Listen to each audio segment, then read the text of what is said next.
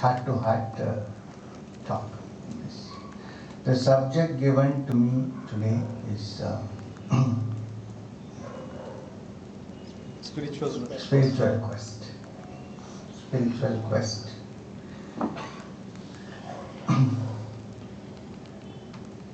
Now, spiritual quest, when you say spiritual nowadays, I know most of you have come here, do have some interest in spiritual matters, otherwise you wouldn't be sitting here. But the word spiritual is somewhat out of fashion. I think sometimes more out of fashion in our land than abroad. Because you go abroad, when you say spiritual, lots of people come to listen. I think Kochi is different in some way because I see lots of people here who are interested in spiritual understanding.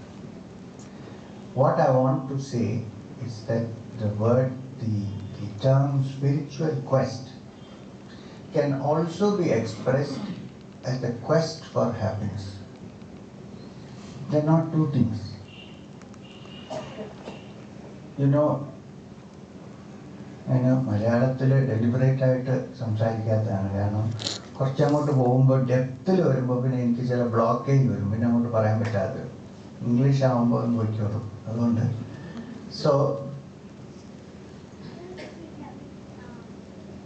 let us look at each other as human beings first. What do all human beings seek? What do we all seek? All sane human beings. I hope we are sane. All sane human beings seek happiness. This is very simple. You ask a little child, what are you looking for? Happiness. But what the little child seeks as happiness may be different from what somebody a little grown up is seeking for. That is the difference in what they seek may be different, but they actually seek happiness. This is a known fact, everybody knows that. Unless you're insane, you'll never search for unhappiness. A little child's happiness may be defined by the immediately available lollipop or ice cream.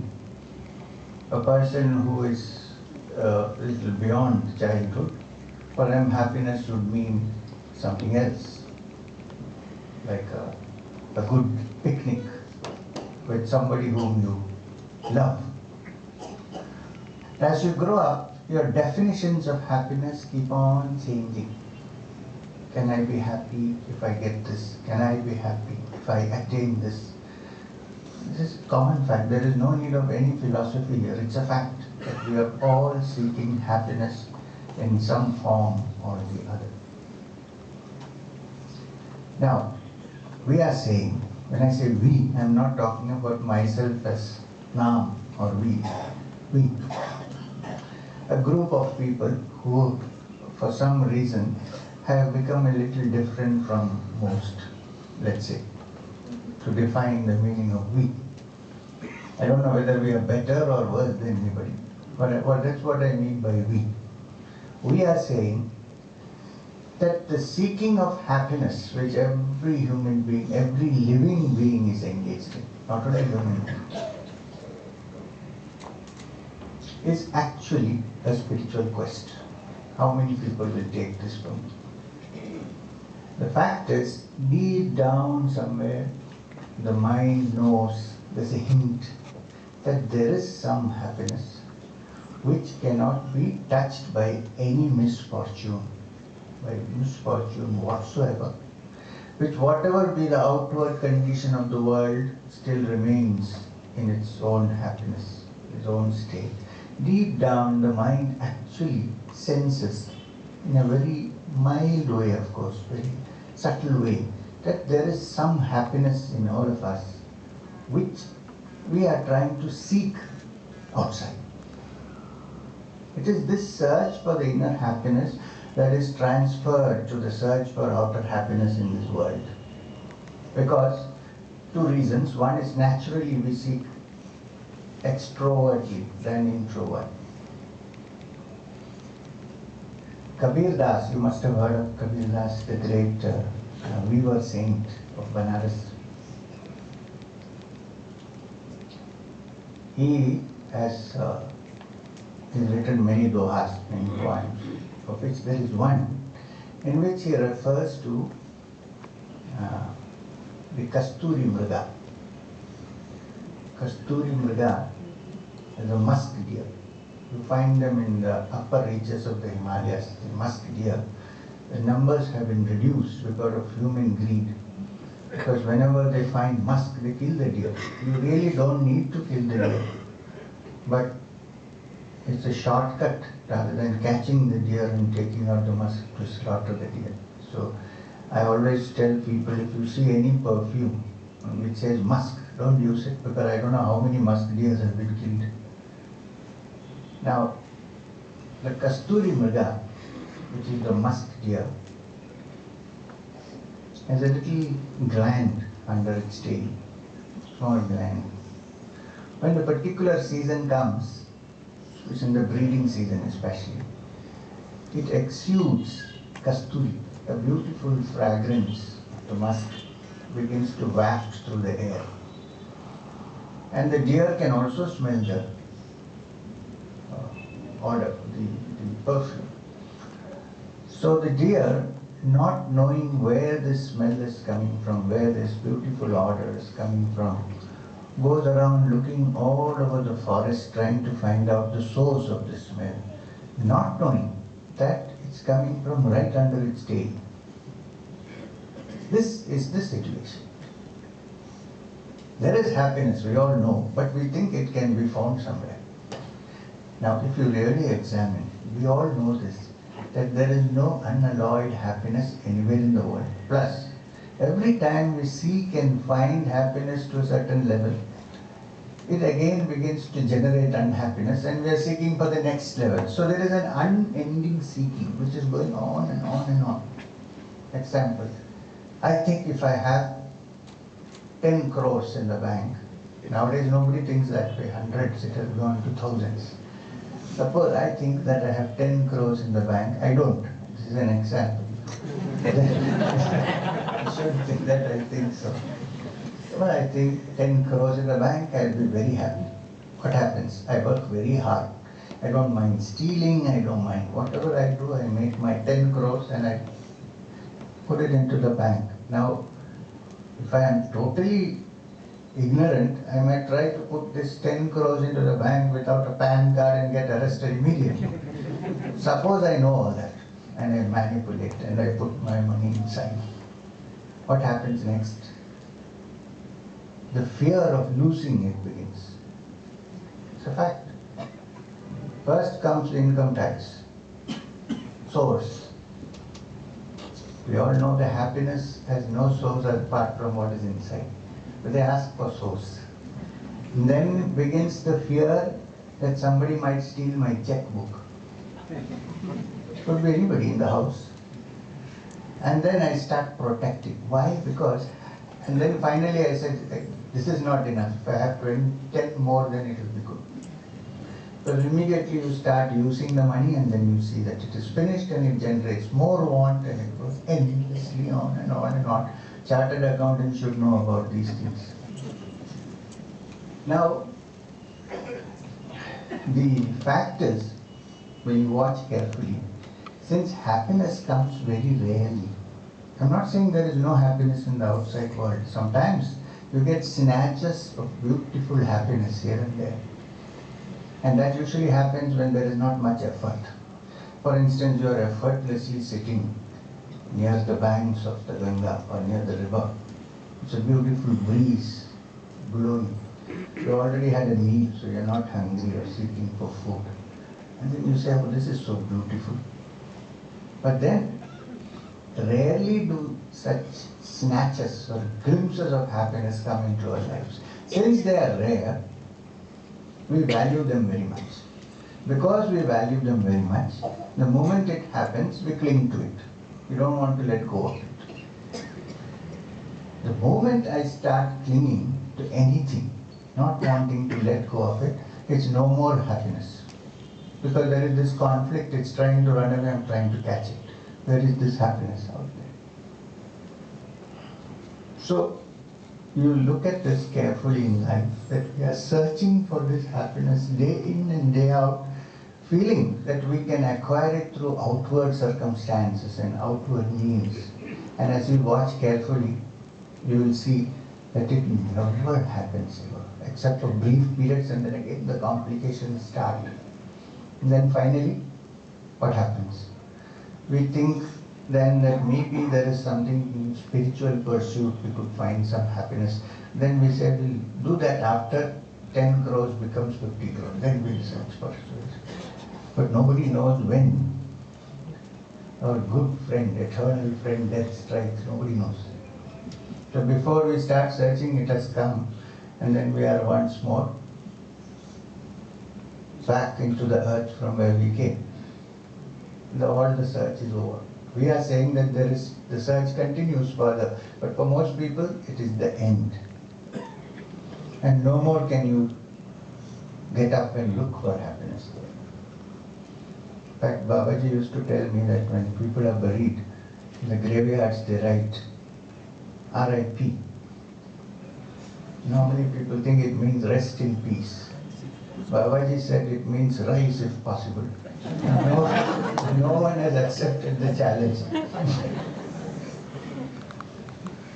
This is the situation of life. I'm not trying to paint a bleak picture of life, because I'm very happy. I don't need to paint it. Actually, if you can turn around and search for the source of happiness which is inside us, then everything is pretty and happy and wonderful.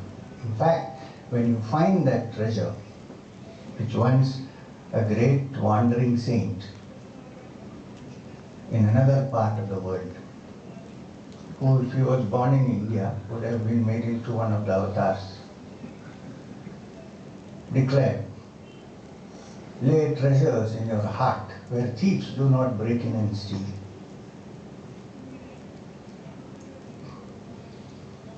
This is the wandering saint who said that the foxes have dens and the snakes have holes, but the Son of Man does not know where to lay his head. One who doesn't even have a nivasa, no place to stay, a wandering saint.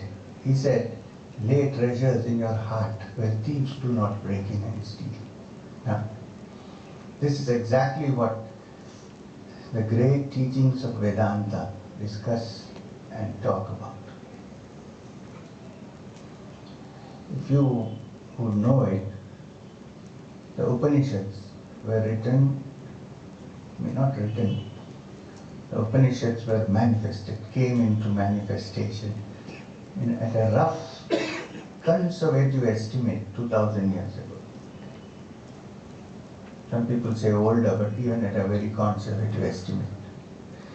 And if you delve into the Upanishadic teaching, it goes so deep that one is shocked that 2000 years ago people would have thought so. Why? Because all human beings have remained practically the same from 2000 years to now. Which is what? Constant fulfilling of desires, constantly seeking happiness, constantly wanting to become complete. Now, happiness is not only enjoying things, it also means becoming complete. We all want to complete our lives in some way, and we always find at the end of the journey that is incomplete. If I have money, I have no respect. If I have respect, I have no money. If I have this, I don't have that. I have everything, I don't have a child. I meeting hundreds of people every day, and I have not seen a single person who said, "I'm satisfied, I'm complete, I'm happy." Because why? The seeking is outside. It's not within. We have this great Vedic mantra, Purnamada, Purnamidam, Purnat, Purnamaduchyate, Purnasya Purnamathai, Purnameva Vasishyate. Purna is the key word here. Some people say Purna means completeness. I would say fullness or completeness. Says, when you have the spiritual understanding that deep within your heart there is an entity which is complete, Purna, which doesn't require anything from outside to complete it. It is by itself of the nature of Satchidananda. Satchidananda means Sat, Chit and Ananda. Sat meaning it is the only reality compared to that which is Asat. Why? Because it is permanent. It is the only permanent entity which is Sat as opposed to that which is not permanent. It is of the nature of Chit, which is consciousness. And the nature by which it is understood and experienced is Ananda or happiness. Vedanta Sutras, Vyasa calls it Asti Bhadi Priya. It means Asti meaning that which is, Bhadi means that which is conscious, aware, and Priya means that which is dear to us. Why? Which is what we are seeking in the outside world, not knowing that we are seeking for it. So it is Priya. It is the dearest thing to us, dearest thing to all human beings. If it is dearest, why are we not seeking it? Because somewhere along the line, we have been taught, we have been indoctrinated into the system which says seek happiness outside, while all the source of happiness and completeness lies within. Now, that means there should be some ID, an identification. What is an ID? Identity card in us, which is different from the ID that we normally think we have.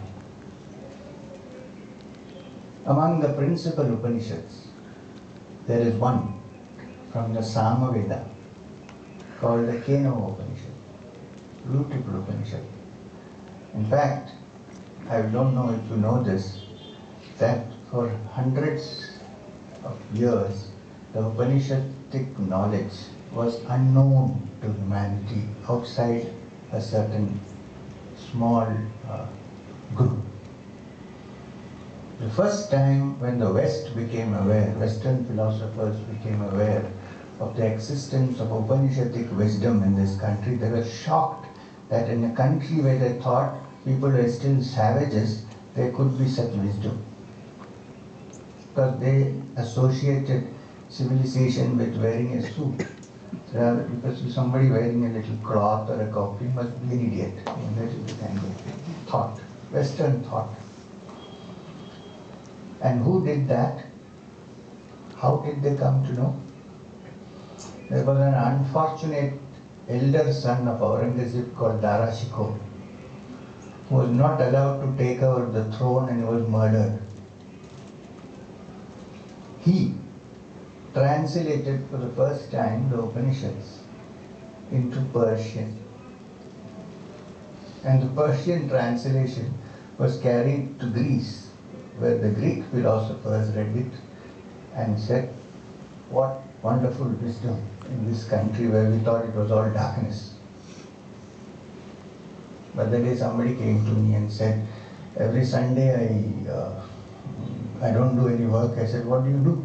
I go into the village and try to bring people to the light.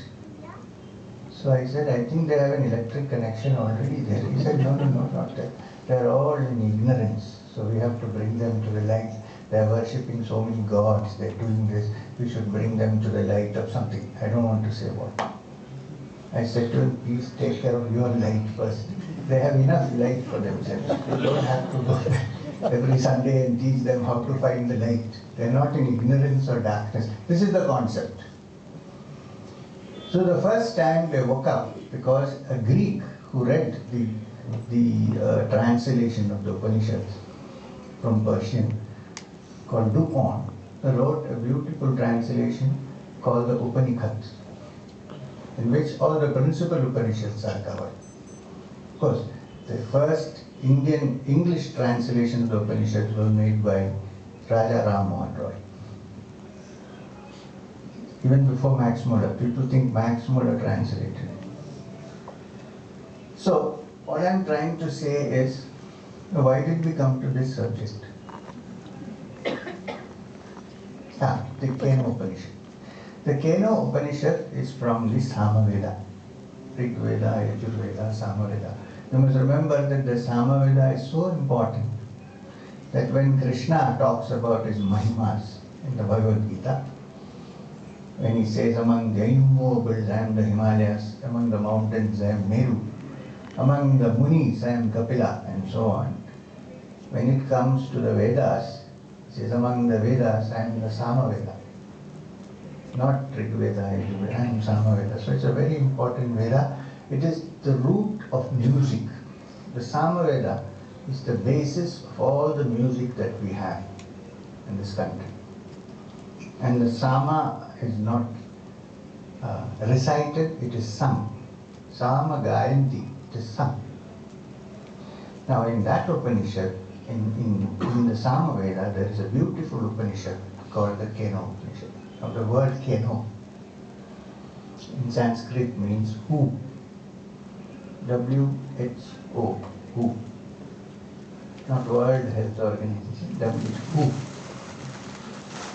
Now, here is an Upanishad written so many hundreds of years ago, which begins with the basic question, who are you? Who am I?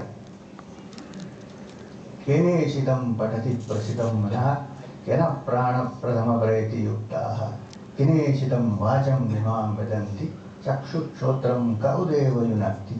Which means, kene shidam patati prasidam manah. What is it that gives the impulse? Who is it that gives the impulse for the mind to think? What is thought? Where does it rise from? What is the source of it? Kena prana prathama prayati yuktaha. Who is it that gives the first impulse to the growing movement of prana, life energies? Kene eshitam vacham imam vedanti. Who is it that shapes the meaning of the words that come from us? Chakshu, Sotram, Kaudeva Yunakti. Who is that Deva who sits inside my eye when I see, who recognizes, and who is it that understands the sound of